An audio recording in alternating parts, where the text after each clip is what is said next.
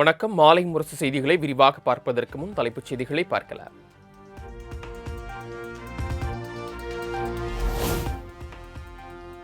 இந்திய துணை தேர்தல் ஆணையர் பானு பிரகாஷ் தலைமையில் அதிகாரிகள் குழுவினர் இன்று தமிழகம் வருகை. தமிழகத்தில் நடத்தப்பட இருக்கும் தேர்தலுக்கான முன்னேற்பாடுகள் குறித்து ஆய்வு.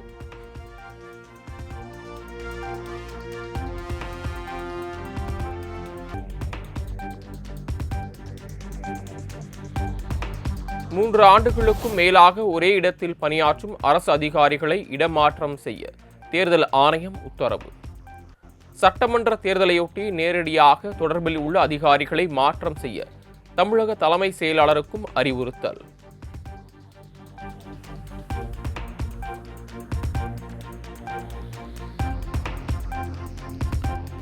தமிழக அரசின் இடைக்கால பட்ஜெட் குறித்து சென்னை தலைமை செயலகத்தில் முதலமைச்சர் மு.க.ஸ்டாலின் ஆலோசனை. நிதியமைச்சர் தங்கம் தென்னரசு, தலைமைச் செயலாளர் முருகானந்தம், நிதித்துறை செயலாளர் உள்ளிட்டோர் கூட்டத்தில் பங்கேற்பு.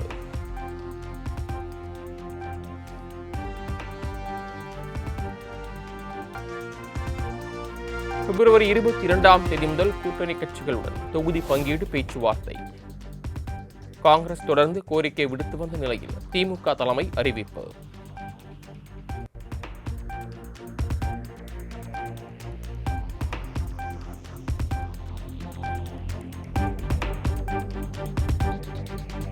கூட்டணி கட்சிகளுடன் தொகுதி பங்கீடு பேச்சுவார்த்தை நடத்தப்படும் என அறிவித்த முதலமைச்சர் மு.க.ஸ்டாலினுக்கு நன்றி. வரும் 22ஆம் தேதி நடைபெறும் கூட்டணி பேச்சுவார்த்தை நல்லபடியாக முடியும் எனவும் செல்வ பெருந்தகை பேட்டி.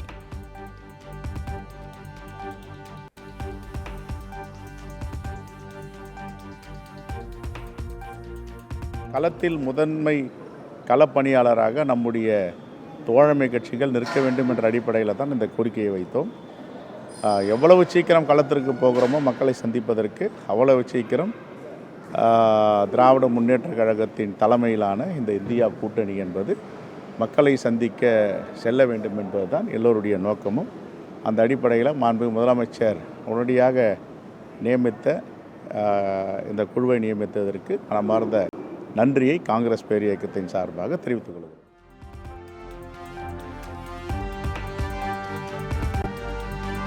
சென்னை விழுப்புரம் மண்டலத்திற்குட்பட்ட திமுக வாக்குச்சாவடி முகவர்களுக்கான எண் வாக்குச்சாவடி வெற்றி வாக்குச்சாவடி மாநாடு. செங்கல்பட்டு மாவட்டம் திருவிடந்தையில் இன்று நடைபெறும் மாநாட்டில் திமுக தலைவரும் முதலமைச்சருமான மு.க.ஸ்டாலின் பங்கேற்பு.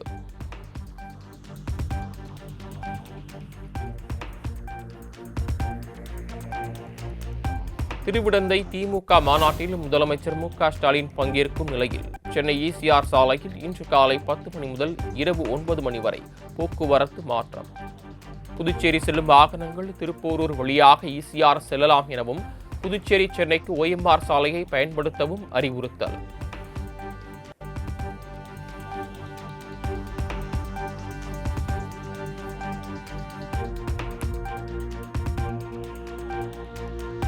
அரசு பள்ளி மாணவர்களுக்கு மருத்துவ படிப்பில் 7.5 விழுக்காடு இடஒதுக்கீடு கொண்டு வருவதற்கு திமுக தான் காரணம். சென்னை கிறிஸ்தவ கல்லூரியில் நடைபெற்ற நிகழ்ச்சியில் முதலமைச்சர் மு.க.ஸ்டாலின் பெருமிதம். இப்ப நாம ஆட்சிக்கு வந்து என்ஜினியரிங், அக்ரி, சட்டம், கால்நடை மருத்துவம் உள்ளிட்ட படிப்புகளையும் அரசு பள்ளி மாணவர்களுக்கு 7.5 விழுக்காடு இடஒதுக்கீட்டை கொண்டு வந்தோம். இதுல செலக்ட் ஆகிற மாணவர்களுக்கு கல்வி கட்டணம், ஹாஸ்டல் ஃபீஸ் எல்லாத்தையும் அரசே ஏத்துக்கணும்னு அறிவிச்சோம். கடந்த 5 வருஷத்துல 40,613 மாணவர்களுக்கு 911 கோடி ரூபாய் இதற்காக செலவிடப்பட்டிருக்கு.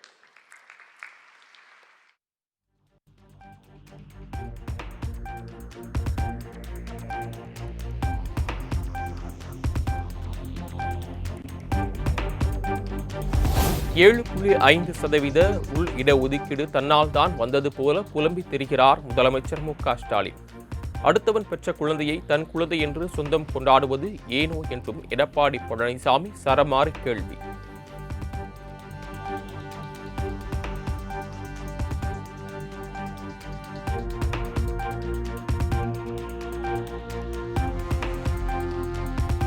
மிசா சம்பவத்தின் போது நடந்த கொடுமைகள் குறித்து விஞ்ஞானி நம்பி நாராயணனிடம் பகிர்ந்த முதலமைச்சர் ஸ்டாலின்.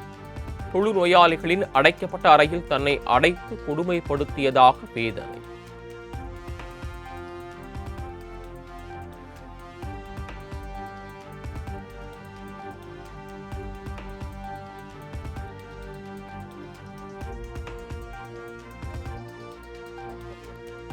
யாரை அடைச்சி வச்சுட்டாங்கன்னா அந்த தொழுநோய் அந்த பேஷண்ட்டை தான் அங்கே இருந்திருக்கிறாங்க. ஏன்னா பஞ்சு, இந்த ரத்தம் எல்லாம் எல்லாம் செவத்தில் இருக்குது. அவன் வரிசையாக 11 ரூம்ஸ், அதில் ஒரு தாராளமாக படுக்கிறதுனா ஒருத்தர் 2 பேர் தான் படுக்கலாம். ஒரு ரூம்லேயும் 9 பேர் 10 பேர் படுத்திருக்காங்க.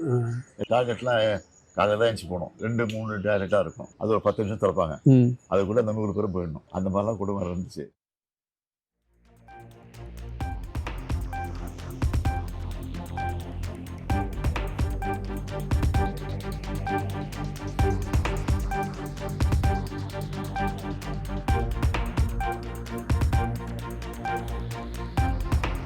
அரசு பள்ளிகளின் பராமரிப்பு பணியை தூக்கி எறிந்துவிட்டு ரீல்ஸ் எடுப்பது, கார் ஓட்டுவது என போட்டோ ஷூட் எடுக்கும் முதல்வராக தமிழ்நாட்டுக்கு வாய்த்திருப்பது சாபக்கேடு. திருவாரூர், நாமக்கல்லில் மாணவர்கள் விஷப்பூச்சி கடித்து உயிரிழந்த சம்பவத்தை சுட்டிக்காட்டி எதிர்க்கட்சித் தலைவர் எடப்பாடி பழனிசாமி கடும் விமர்சனம்.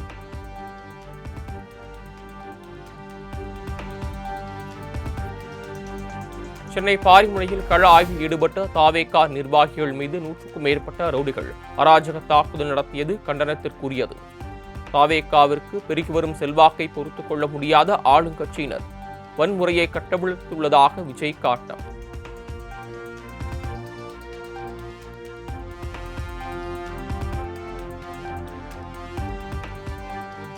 இறுதி வேட்பாளர் பட்டியல் தயாராகி வருகிறது.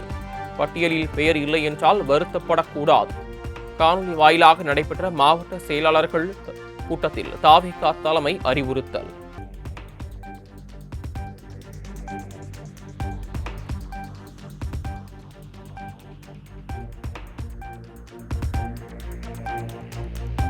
நயினார் நாகேந்திரனுடன் பனிப்போரும் இல்லை, கோல்டு வார் என்று எதுவும் இல்லை.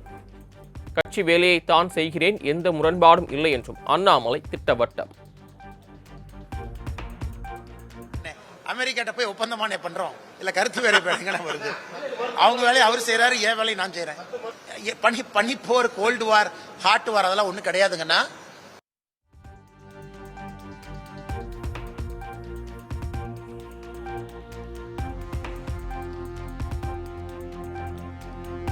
தமிழ்நாடு பாஜக அமைப்பு பொதுச் செயலாளராக பிரேஷோபா குமாரை நியமனம் செய்ய முடிவு.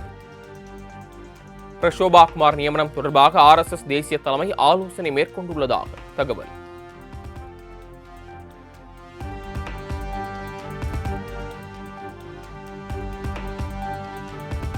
வட தமிழ்நாட்டின் RSS மாநில செயற்குழு உறுப்பினராக கேசவ விநாயகத்திற்கு புதிய பொறுப்பு. தமிழ்நாடு முழுவதும் சத்பாவ் என்ற பொறுப்பில் செயல்படுவார் என தகவல்.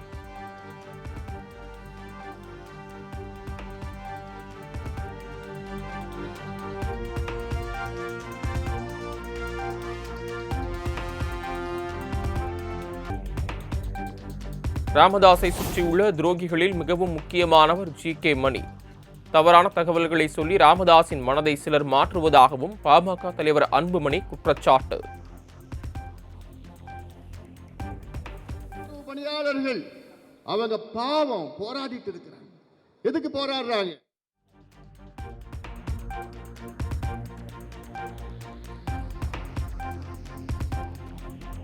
அரசு ஊழியர்கள், ஆசிரியர்கள், பெண்கள், இளைஞர்கள் என அனைத்து தரப்பு மக்களுக்கும் துரோகம் இழைக்கிறார் முதலமைச்சர்.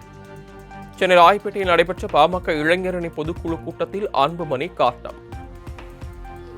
ஒரு பக்கம் மருத்துவர்கள், ஒரு பக்கம் இடைநிலை ஆசிரியர்கள், ஒரு பக்கம் துணை பேராசிரியர்கள், ஒவ்வொரு பக்கமும் ஒவ்வொரு போராட்டம் நடந்துட்டு இருக்குது. அத்துணை போராட்டத்திற்கு காரணம் யார் தெரியுமா? முதலமைச்சர் மு.க. ஸ்டாலின் அவர்கள்.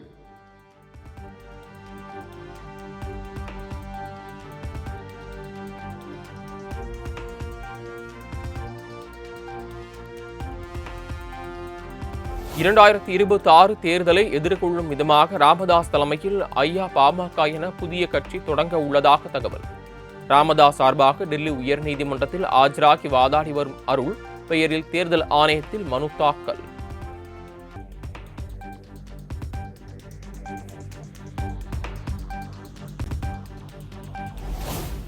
சென்னை போயஸ் கார்டனில் உள்ள தமது இல்லத்தில் ஆதரவாளர்களுடன் சசிகலா அவசர ஆலோசனை.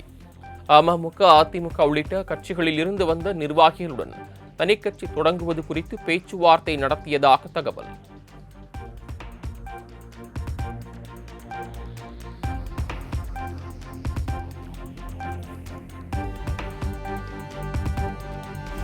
இருநூறு தொகுதிகளில் திமுக வெல்லும் என முதலமைச்சர் மு.க. ஸ்டாலின் கனவு காண்பதாக பாஜக மாநில துணைத் தலைவர் குஷ்பு விமர்சனம். இந்த முறை தமிழகத்தில் தேசிய ஜனநாயக கூட்டணிதான் ஆட்சிக்கு வரும் என மாலை முரசுக்கு பிரத்யேக பேட்டி.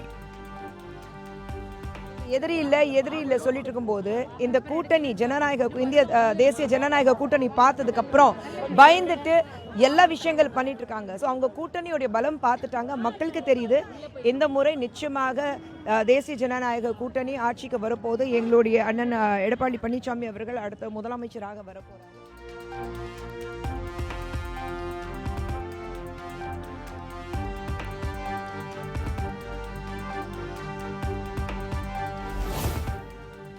மாவட்ட கல்வி அலுவலர் பதவிக்கான முதன்மை தேர்வு தேதி மாற்றி அமைப்பு. மார்ச் 12 முதல் 15ஆம் தேதி வரை நடைபெற இருந்த தேர்வுகள் வேறு தேதிக்கு மாற்றம் செய்யப்பட்டுள்ளதாக டிஎன்பிஎஸ்சி அறிவிப்பு.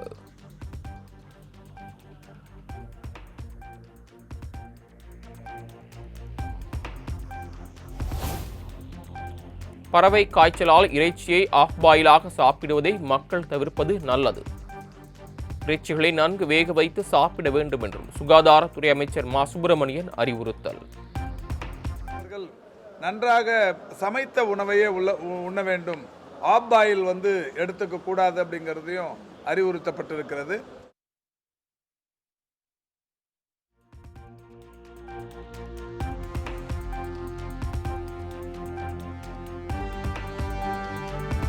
திடீர் உடல்நலக்குறைவு காரணமாக அமைச்சர் துரைமுருகன் சென்னை அப்போலோ மருத்துவமனையில் அனுமதி.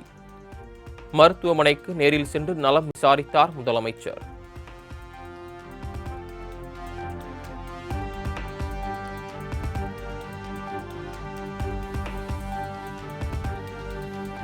உயர்நீதிமன்ற உத்தரவின்படி சென்னை மெரினா கடற்கரையில் அமைய உள்ள 300 கடைகளுக்கு குலுக்கல் முறையில் ஒதுக்கீடு. சென்னை ரிப்பன் மாளிகையில் நாளை முன்னாள் நீதிபதி பால் வசந்தகுமார் முன்னிலையில் குலுக்கல் நடைபெறும் என அறிவிப்பு.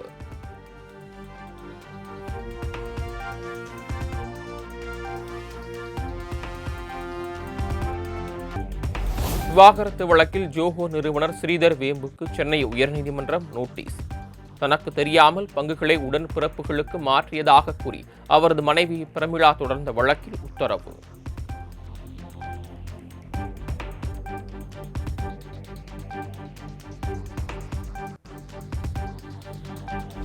அதிமுக எம்பி தம்பிதுரையின் பல்கலைக்கழகம் ஆக்கிரமித்துள்ள நிலங்கள் தொடர்பான வழக்கு. விரிவான சர்வே செய்து அறிக்கை அளிக்க தமிழக அரசுக்கு சென்னை உயர்நீதிமன்றம் உத்தரவு.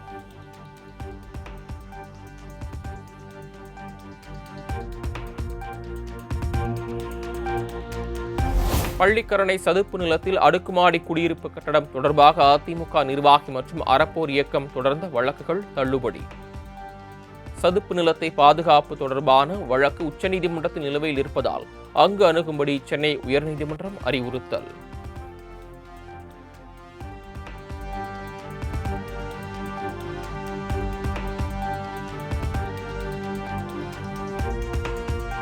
காரைக்குடியில் பாஜக மாவட்ட மகளிர் அணி தலைவி தற்கொலை முயற்சி. கட்சி பணிகளில் மாவட்ட தலைவர் தொடர்ந்து தொல்லை செய்து வருவதாக உயிரை மாய்க்க முடிவெடுத்ததாக வெளியான ஆடியோ.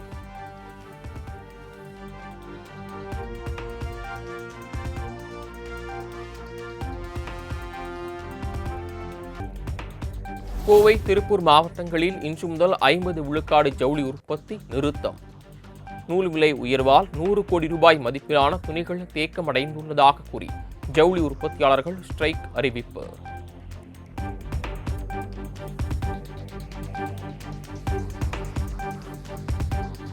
வாணியம்பாடி அருகே இருசக்கர வாகனம் மீது லாரி மோதியதில் தந்தை கண்முன்னே 5 வயது சிறுவன் உயிரிழப்பு. லாரி ஓட்டுநரை கைது செய்ய கோரி உறவினர்கள் சாலை மறியலில் ஈடுபட்டதால் பரபரப்பு.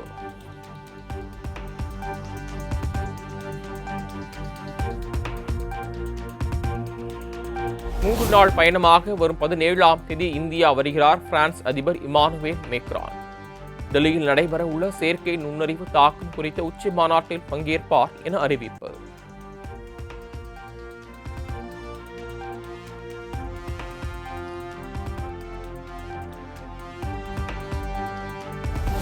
பிப்ரவரி 4ஆம் தேதி பிரதமர் இருக்கையை காங்கிரஸ் எம்பிக்கள் முற்றுகையிட்ட விவகாரம். மத்திய அமைச்சர்களின் வேண்டுகோளை ஏற்று மறுத்து நடைபெற்ற போராட்ட காட்சியை எக்ஸ் தள பக்கத்தில் வெளியிட்டார் மத்திய அமைச்சர் கிரண் ரிஜிஜு.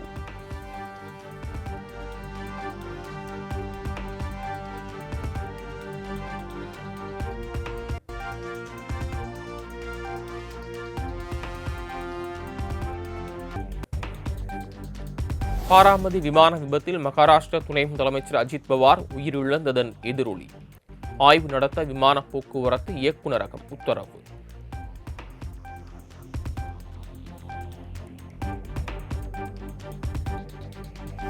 இந்தியாவும் சீனாவும் போட்டியாளர்கள் அல்ல, பங்காளிகள். இரு நாடுகளும் ஒருவரை ஒருவர் அச்சுறுத்தலாக பார்க்கக்கூடாது என சீன வெளியுறவுத்துறை வேண்டுகோள்.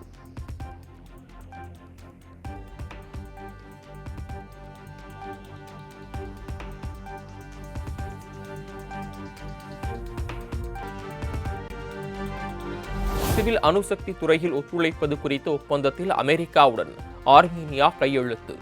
எரிசக்தி விநியோகத்திற்காக ரஷ்யா மற்றும் ஈரானை நம்பியிருந்த ஆர்மேனியா தற்போது அமெரிக்காவுடன் இணைந்தது.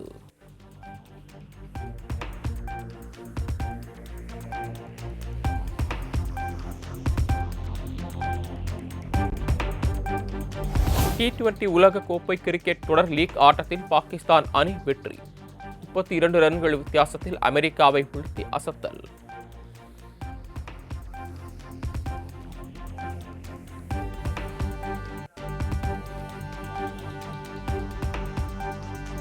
T20 உலக கோப்பை கிரிக்கெட் தொடரில் 10 விக்கெட் வித்தியாசத்தில் ஐக்கிய அரபு அமீரகத்தை வீழ்த்தி நியூசிலாந்து அபார வெற்றி. மற்றொரு ஆட்டத்தில் 7 விக்கெட் வித்தியாசத்தில் நெதர்லாந்து அணியிடம் வீழ்ந்தது நமீபியா.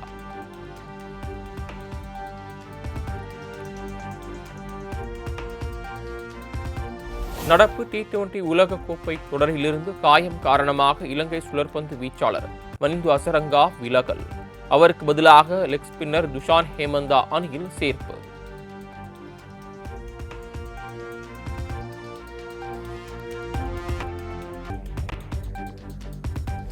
தனது மகனின் திருமணத்திற்கு குடியரசுத் தலைவர், பிரதமர் மோடி மற்றும் அமித்ஷாவுக்கு சச்சின் டெண்டுல்கர் நேரில் அழைப்பு. மக்களவை எதிர்க்கட்சித் தலைவர் ராகுல் காந்தி உள்ளிட்டோருக்கும் குடும்பத்துடன் சென்று நேரில் அழைப்பு விடுத்தார்.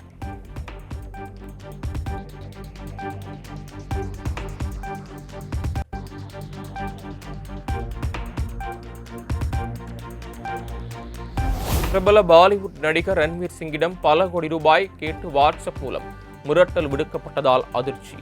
அடையாளம் தெரியாத நபர் வாய்ஸ் நோட் அனுப்பி மிரட்டியதாக சொல்லப்படும் நிலையில் அவரது இல்லத்திற்கு பாதுகாப்பு அதிகரிப்பு.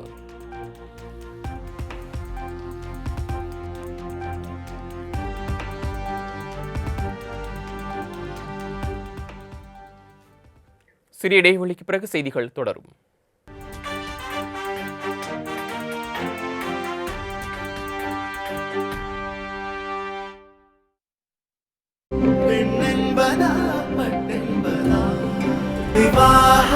மணப்பெண்ணின் பிரத்யேகமான திருமணம் விவாஹா தி சென்னை சில்க்ஸ்.